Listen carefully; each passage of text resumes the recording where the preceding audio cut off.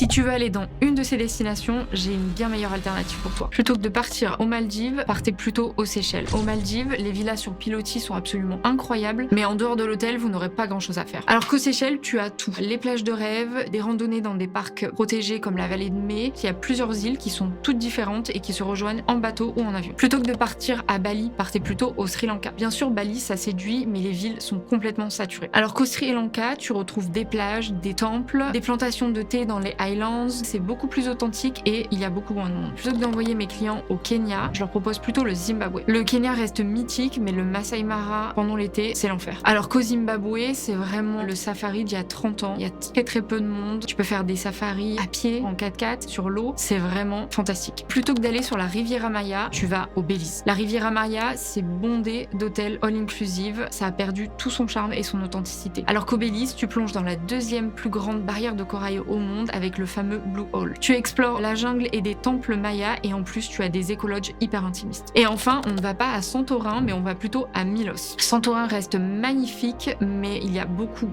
trop de monde. Alors que Milos est beaucoup plus confidentiel avec plus de 70 plages dont certaines sont hyper spectaculaires. C'est vraiment le paysage de carte postale sans la foule.